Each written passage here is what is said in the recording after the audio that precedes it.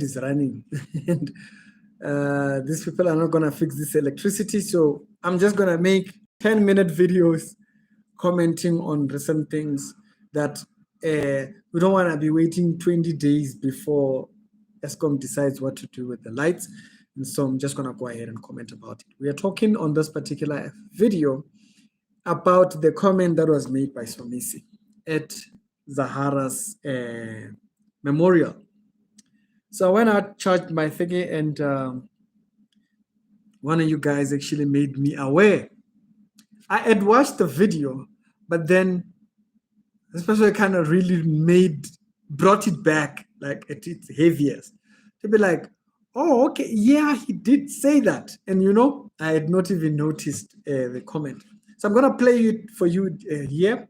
For those that it's your first time watching our channel, this is not the kind of content we do, but we are in South Africa. You can pray in the Holy Ghost, but lights will still do you otherwise. So I'm going to keep these videos very short. Let's go into what he's saying here on this video. Y'all tell me what you think. Please do give this video a like. Don't worry, I don't see who likes the video. If you like the video, I don't see who likes.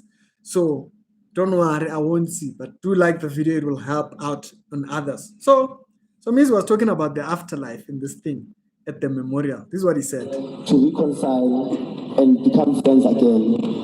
But still she went. He's talking about after the joke. Ne? So guys, no sophisticated system here. I'm going to play it off of Bluetooth, and I'm going to play it from here via thingy so that we can just have it simple.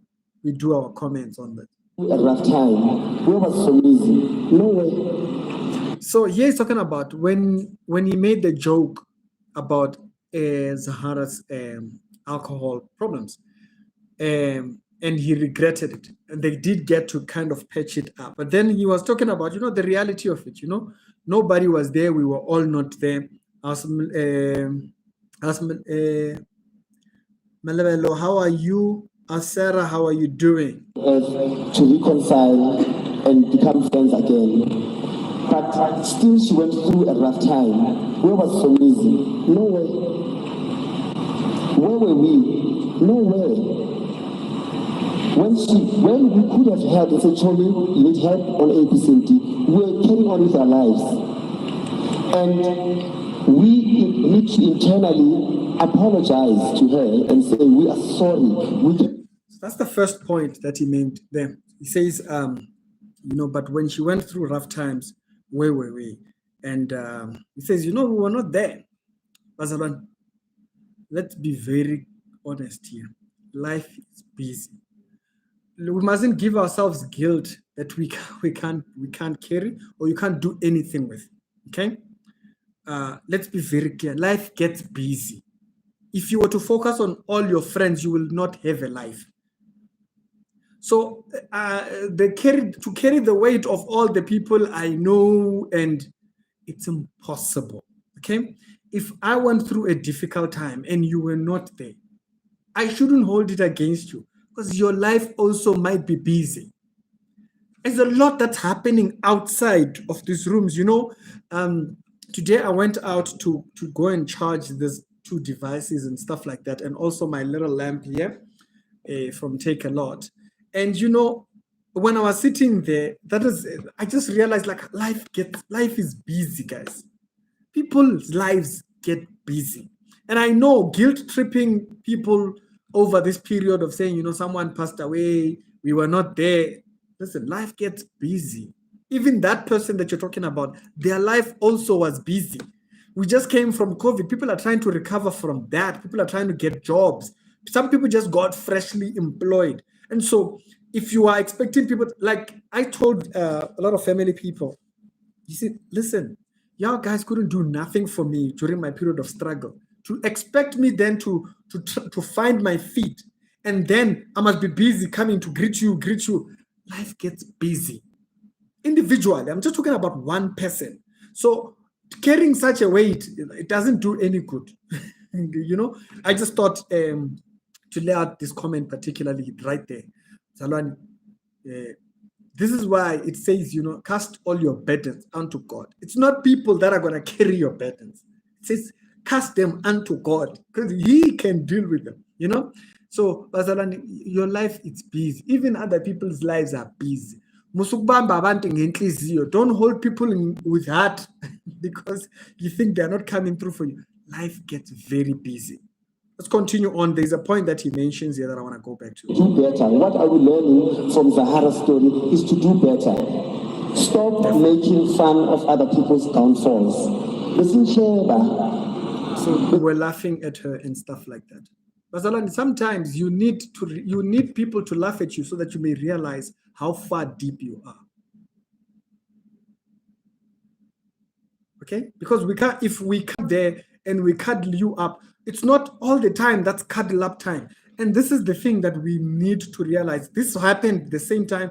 There was a Nigerian gospel musician that passed away. And this is the very same tone that people were sending out. Okay? Don't misinterpret me to say that I'm saying that people laughing at people's downfall, it's something we must do. No, sometimes we need to remind people, you are down and out. Stop it and get back up. Some people need that. They need that push. They need that realization to say, no, we're not with you over there. What are you doing over there? What do you want there? Some people need that so that they can pick themselves up and rally on.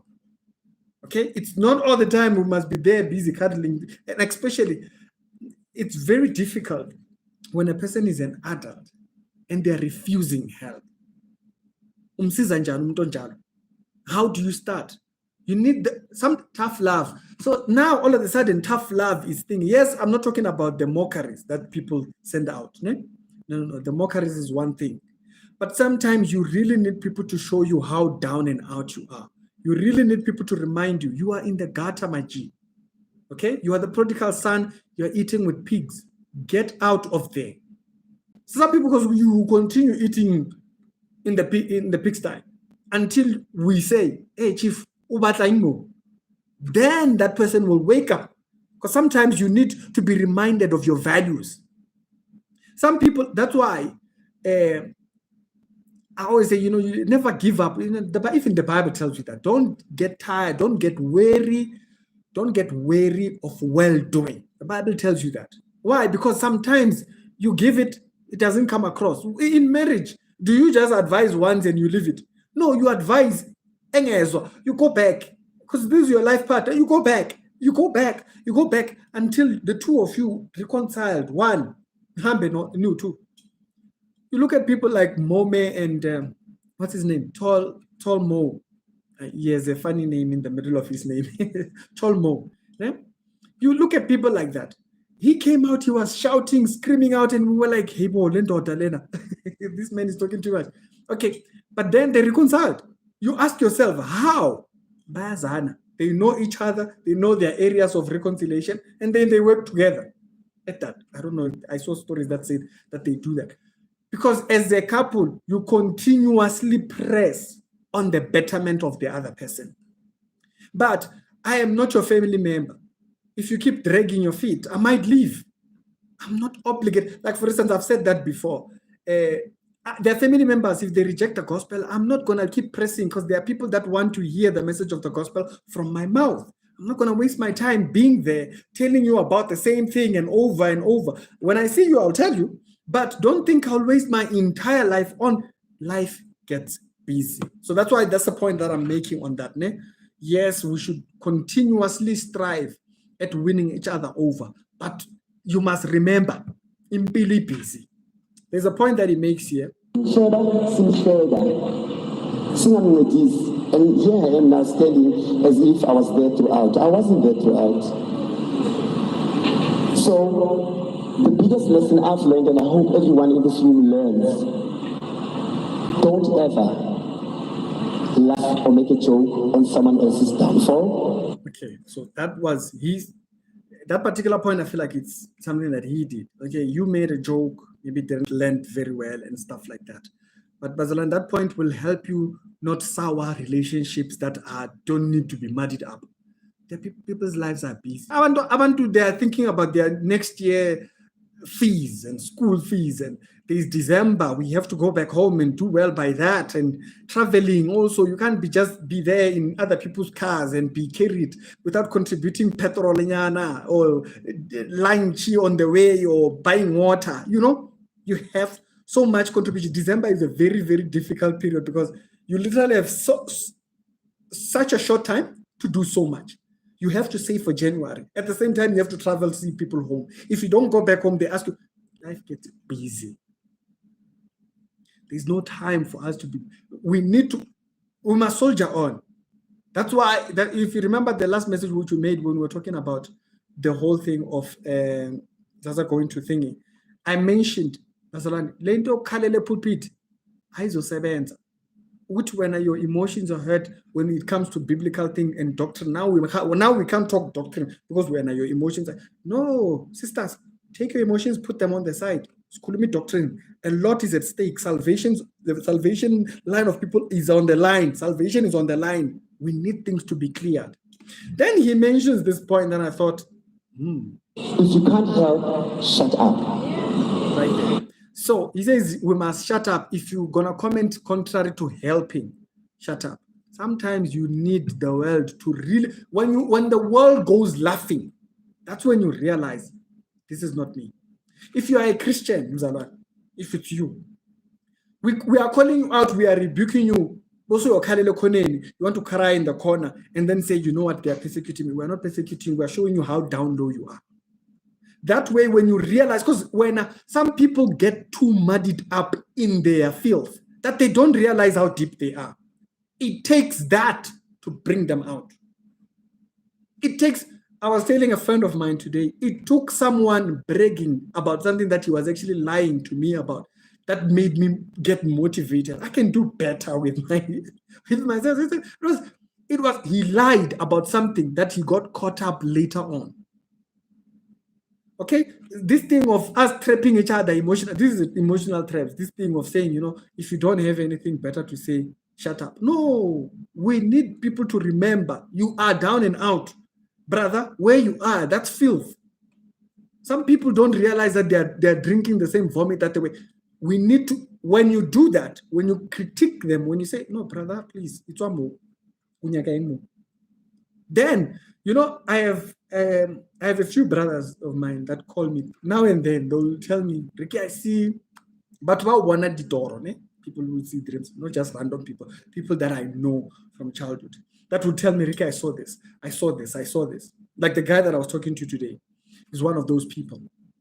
And one of them, there was a period I rebuked him on something, he refused. He went. I didn't change my mind. I didn't change my statement. I was not wrong. Okay? He might have not liked it. I was not wrong. You are wrongly positioned. He came back. Because he knows I meant it in good faith. Okay? So if you just keep quiet because now someone's emotional, no, Basalani, we must call out. Because you calling out might actually bring that person. Some people, they're not coming right. Why? Pride. So I mustn't call out a person because of pride. No, people needed to remind certain people, okay? We're not talking about Zahara at this moment because unfortunately, the body can take so much before it actually gives out, right? And so liver damage is quite a very extensive thing. It's very, very hectic. This point that he mentioned about the afterlife. So when you were saying that people should not call out people if they're not going to help, I don't know Zahara in person, but if I come here and make a video and say, sisters, where you are, it's not the right place to be. It's a reminder, or hey man, how far deep are you? Let's go on here. If you can't contribute positively, shut up. The same people on social media that keep on saying, we've lost an icon. Did you treat her like an icon? I don't think so. Did you treat her like you are scared of losing her? I don't think so. But we can change. We can do better. Moving forward, anyone who's listening to this, let's do better. In the name of Zahara, let's do better. In the name of Zahara, that's what it is. Let nobody give you a hug and stuff like that. Let end it. It just ended on earth. But wherever you are, Zahara, please Keep shining and forgive us. We love you. Thank you. So he says, forgive us. There's a portion of this where he starts talking about, how did I miss it? The part where he says, for those, many of us speak about the afterlife. Wait, what is it? Because we only imagine what happens on the other side. No one knows if there's even the other side. We live in hope based on our religions and our beliefs that they are on the other side listening. I found that quite interesting. So Somizi advocates for ancestral beliefs, right? And so here he says, we live in hope. The video that I'm watching here was Mgosi Entertainment. He says we live in hope that they are on the other side listening. So is that it? Are we just hoping that they're listening? Are we just hoping that they're listening? That's what I've said. If you listen to my discussion with Mkhulu Mahlatlaban, it was that I can't hope that someone was living right. I can't. I can't hope. You know, on the other part of us doing better, you are right. We need to do better. Consistently get better. We must definitely consistently get better. But are we saying we don't know? The Bible says we ought to.